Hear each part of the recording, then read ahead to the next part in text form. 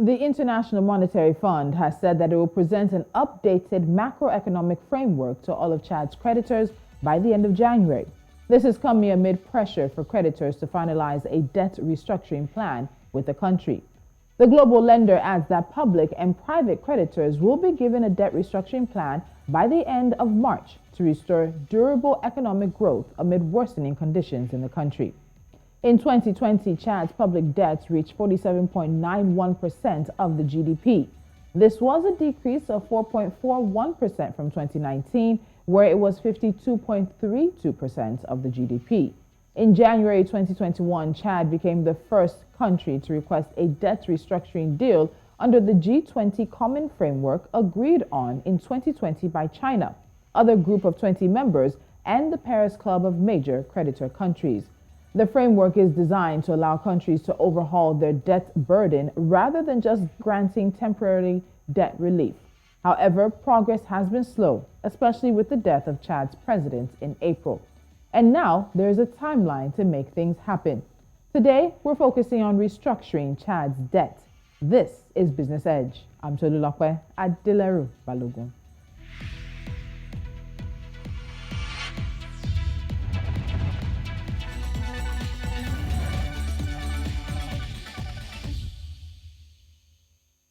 Joining me today is Africa Geo-Economist and Macro Analyst Satchu, and a friend of the show. Khan, welcome to Business Edge again. Thank you so much for joining me. Thank you for having me. It's a pleasure to be with you. So, I like starting with a bit of context and perspective on some of these issues. And we know that Chad suffers from being a landlocked country that has some kind of geographic remoteness. There's been drought as well, a lack of infrastructure and political instability. Economic and financial situation, as well as the medium-term prospects, have been worsened because of long-standing shocks since the onset of the COVID-19 pandemic. But things haven't really been rosy even before the pandemic. So talk to us. How did Chad get to this point? So, Chad is in that area of the Sahel, which has been dealing with an Islamic insurgency for quite a long time. The previous president, Idris Deby, was supported by the French in that fight against that insurgency. You've had climate change affect that region extremely hard, which has reduced, the farming output, has created challenges as well. And then more recently, we've had, the assassination of Deby, his replacement by his son. So it's been a very difficult period for the country, politically speaking. There hasn't been stability there. And then, of course, we have the COVID scenario, which crashed the oil price, and that hit them very hard as well. So how much worse did COVID-19 make things for Chad economically? So what it did is, it's interesting to see, Chad basically produces about 110,000 barrels per day. That's its main income stream. And what happened with COVID, if you recall, is we saw initially very, very low oil prices. You will recall we even went to negative in 1 month of that year, something no one believed was possible.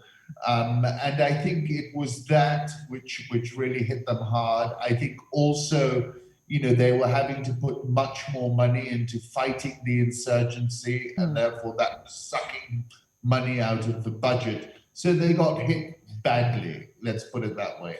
Okay. So in January of 2021, Chad became the first country to request for debt relief under the G20 Common Framework for Debt Treatment. So take us through what this framework is and how it's supposed to work for Chad. So, initially, many African countries applied for interest relief. So what they were applying for was a 6-month postponement of interest payments to give them breathing room. And then some of these countries have rolled that request over.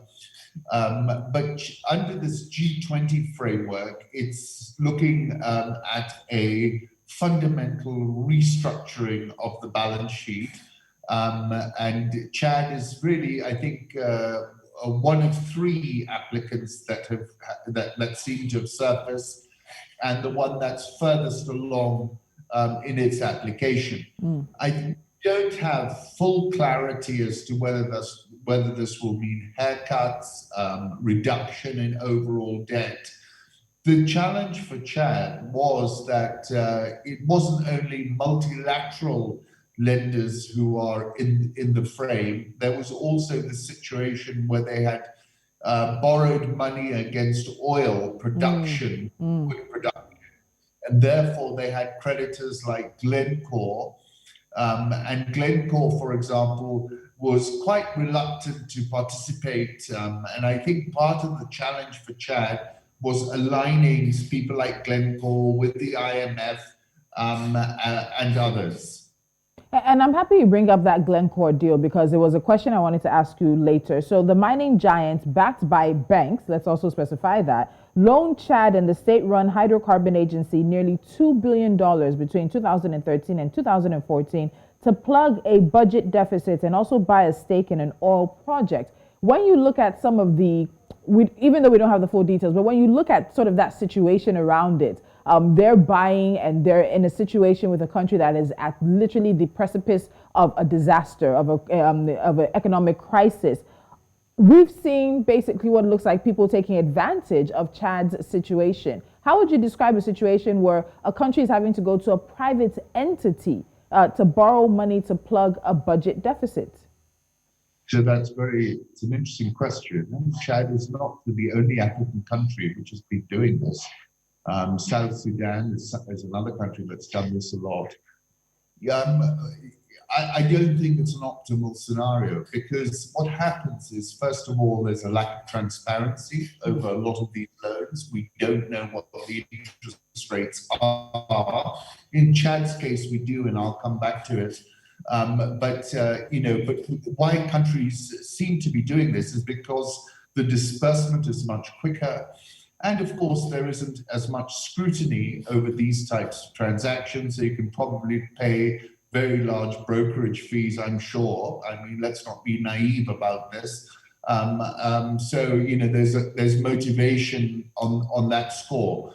But clearly, it's not a good idea. Interest rates tend to be extremely high. And, scenarios that have unfolded, like in Chad, explain to us precisely why these are risky transactions to get into. But they've been happening all over the continent, and a lot of these sorts of companies like Glencore, Trafigura, and others have been lenders to regimes and countries which have found it difficult to meet the conditions or conditionalities of the multilateral institutions. So have you found that Glencore now is at the table willing to talk about restructuring the debt with Chad? So what actually, the rate of interest that was applied to the loans that you've just described was in dollars was 7.5% initially. This was renegotiated by Glencore to reduce the interest rate to 2.5% during the crisis. And Glencore since then have not been explaining whether they are prepared to reduce the loan amount. And I think that's part of them being shoehorned into this negotiation. And I think the expectation is that there is going to be some kind of discount. But clearly, Glencore have sold off some of that debt to others, and it's not clear to me who owns the balance, because at the moment, Glencore are reporting in their accounts that the total that's owed to them is $317 million, which means that they must have syndicated some of this risk.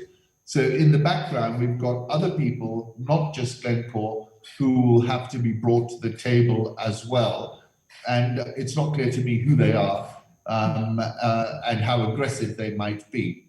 But I think, the IMF is very much taking the lead and looking to bring everyone to the table and bring some kind of resolution.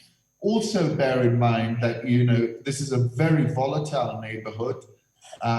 We've had the recent events in the CAR in Ouagadougou and in other places. And I think in particular, the French are seeking to maintain a foothold and are probably nudging the IMF along, telling them to resolve this as well. So there's sort of a geopolitical or geo-economic issue behind everything as well.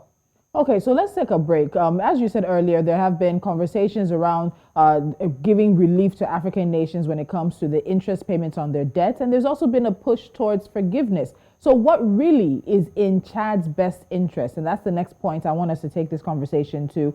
Many African countries have been asking for debt forgiveness versus restructuring of the debt that they currently hold. When we come back, what really is in the best interest of Chad? You're watching Business Edge. Do stay with us.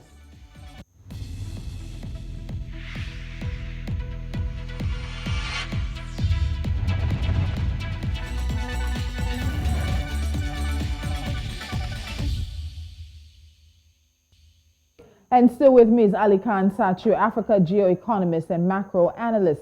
Our focus today is on restructuring Chad's debt. Now, when you look at the economic situation of the country, almost half of the population live below the poverty line. The economy shrunk by 1.1% in 2021, largely due to global oil price volatility and a significant deterioration in the output of the oil sector. Average annual inflation was contained in 2021 after soaring to 4.5% in 2020, with public debt a little less than 50% of the GDP. And when it comes to what's in the country's best interest, the question now is it about restructuring or relief? Ali Khan, let me bring you back into this. So we've seen African countries ask for relief. We've seen them ask for forgiveness. We've seen the conversation go to restructuring. But when it comes to Chad and what's in the best interest of this country, is it restructuring or is it forgiveness and relief? That's an interesting question. I think, look, the challenge came for Chad. When you look at that debt to GDP number, it's under 50%. And most people would say, okay, that's perfectly within the norms. But the challenge is, the debt service, the amount of money you're paying in interest every month and how much of the budget is having to go into that.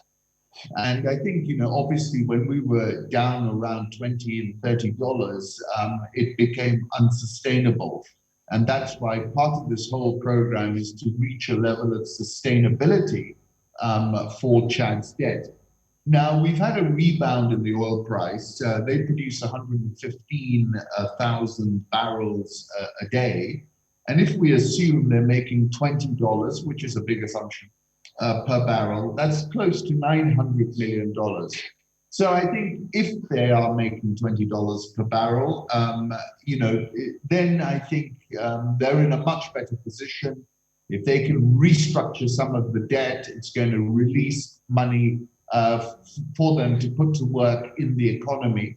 And I think this is the argument Glencore's making. They're saying, you're asking us to restructure their debt, but actually their financials are a lot better. So I think Chad will be pushing hard for some kind of haircut on the overall debt. I would if I were them. But, there's going to be considerable pushback. With respect to the question you're asking about restructuring and essentially getting some debt forgiveness, when you look at the continent as a whole, the big elephant in the room is China, because China has been one of the biggest lenders to the continent, has an outstanding loan book which is very, very chunky. And so far, they've been very reluctant to participate in a debt restructuring exercise. Without considering what they're thinking and their approach, I think, African countries will struggle to get a proper program of debt forgiveness going. Okay, so let's pick up from who is going to be at the table for this conversation and what you expect it to look like a bit more. So you of course mentioned China. We know IMF is involved. You believe there's a hidden hand of France behind this a bit. Some of these private companies, Glencore, with not us knowing who else Glencore may have sold that debt off to. Who is coming to the table as of now? And what do you expect this plan to look like a bit more? So you're expecting Chad to push for more restructuring that gives them time, but what else do we anticipate to sort of see finalized by March? So in the background, I think, the IMF is in the lead. I think you've got France also strongly supporting some kind of resolution here. And I think, you probably got Chad saying, look, we know we've had a rebound in the oil price. We can't rely on that rebound going forward. We want you to put us on a sustainable track. Therefore, we're recommending, let's say, a debt reduction overall of about a third. And I think that's where Chad should be starting from, or a little bit more, and then negotiating a haircut somewhere around 1/4 is where I would be looking for. And I think, they'll find strong support from the multilaterals for that. I think, as I said before, it's a tough neighborhood. In many respects, Chad has been like the gendarme of the anti-insurgency effort, especially under the father. And I think they'll be looking, for the son to do the same. Whether it's in Chad's best interest is a different question, but I think, that's what people will be looking for. So I think that's where those are the parameters. Obviously, everything is a moving target. Yeah. We don't even know who these private holders of the debt might be. And historically, private holders have always been much more aggressive and hard-headed in negotiating these sorts of deals. So I think that's where the IMF is going to have a tough job in banging their heads together. I don't know whether Glencore sold the stuff off at a discount. So, until I know what the prices are in the background, difficult to predict the stance of these currently anonymous holders of Chad's debt. What's the worst case scenario? So we do expect that the IMF will be, of course, willing to restructure its own loans and debts with Chad. But let's look at these private creditors that right now are, for the most part, anonymous. What if one, worst case scenario, they absolutely refuse for restructuring? Or second case scenario, they say that they're willing to restructure, but just not as much as many of us would probably agree that Chad actually needs to be able to start moving forward. What do you think would happen? So your first question is a very interesting one. It's, whether one holdout can hold everybody to ransom. Yes, they can. And this has been done frequently before, particularly in Latin America. And then the question becomes whether you pay them out in full. And then other people will say, well, why are they getting paid out in full? And the whole thing tends to fall apart. And this has happened a lot. So you've really got to find some kind of consensus that everybody agrees to. It's not an easy thing. It's like herding cats. But hopefully in this situation, it's not huge. You probably have a handle on who everybody is, and you can probably get some support from the French government for the whole process. But these are fiendishly difficult negotiations. And we've seen that in many, many countries. And, if people want to play hardball, then the whole thing tends to fall apart. Okay, so finally, Ali Khan, as we're wrapping up, Chad has a long way to go, whether it's restructuring to the level they want or even less than. But when you hear that the country is also making some positives, so recently it was announced that any equipment related to telecom or internet services, including network equipment, devices, modems, and routers, would be exempt from import duties and taxes for the next 5 years. You see that there are deliberate steps coming about. And I would also like to say, if we could stop with possibly some positives that you've seen happening before COVID that you expect to pick up pace in the next 1 year, in the next few months, as the economy tries to find its pace again. What would be your top 2 recommendations for Chad to try to move beyond where they find themselves now? So my first thing is, if you're in a smaller country, you can make a difference much quicker and much faster, and you can make decisions hit the ground twice as fast. And the example I'd give you is somewhere like Rwanda, where they make very clever, fast-paced policy-making decisions, and they are a very small economy in the context of Africa, but yet they're attracting international investment, FDI, etc. So I think the lesson I would say to Chad is you can do it if you're smart, if your policy-making is right. I like what you just mentioned, which is really about the digital economy. I would accelerate that bet on the digital economy because I think that's where the future is. If they can make bigger concessions and bring fast internet into the country, it's bound to make a difference. I would double down on that. And then I would look at tax. A lot of our countries, they don't think through tax. They think, the higher the rate, the more we're going to collect. We know that doesn't happen. And in many countries, it's been shown if you restructure your tax framework and bring it lower, you're going to collect more money. So I would say look at tax. I would say bet big on the digital economy, and then obviously they've got to look at the whole agriculture side and how to make it more sustainable. This is, of course, an agricultural economy historically and a livestock economy. And work out, what decisions need to be made there to improve productivity. All right, we'll end it at that point there. A lot of people waiting to see what the macroeconomic framework looks like from the IMF and what the public and private creditors of Chad end up agreeing to the next few weeks. So we'll be touching base with you. Ali Khan Satchu, thank you as always for joining me on Business Edge. Thank you for having me. All right. And as we said earlier, about 50% of the country's population live below the poverty line. About 80% are subsistence farmers involved in agriculture. But there is a lot of potential in this landlocked nation. Could the next few weeks and months show us that Chad is on the path of economic recovery? You're watching Business Edge. Up next is NC4 to watch.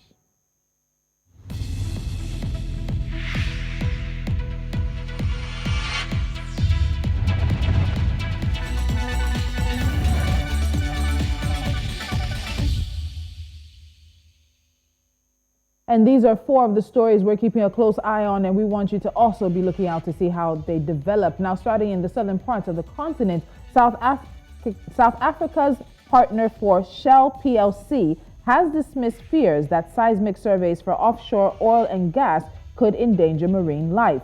In an open letter on its website, Hoskin Consolidated warned that halting searches could leave the country entirely dependent on crude imports. Helios Investment Partners is in talks with African telecom operators and banks about ways the private equity firm can help them cash in on their mobile money and digital payments problems. Africa's largest wireless carriers are among companies exploring how to unlock value from their multi-billion-dollar fintech operations. The end of an easy money era should normally spell bad news for gold, but right now fund managers are keeping their holdings. At a time when equities are sinking as loose monetary policies draw to a close, bullion exchange traded funds, are proving resilient. Despite expectations for multiple U.S. interest rate hikes this year, bets for real rates to stay negative and demand for an inflation hedge are supporting the appeal of the time-honored haven. And finally, Tencent Holdings, China's biggest social media and video games company, says it has fired nearly 70 staff over bribery and embezzlement incidents from 2021, naming 13 companies that it has blacklisted from future contracts. Tencent said in a social media post that it had also reported more than 10 people to the authorities over their actions. And that's Business Edge for today. Don't forget you can visit our website. You can follow us on social media at News Central TV. Download our mobile app and, of course, watch us live on YouTube and many other platforms. I'm Tolulope Adeleru-Balogun. See you soon.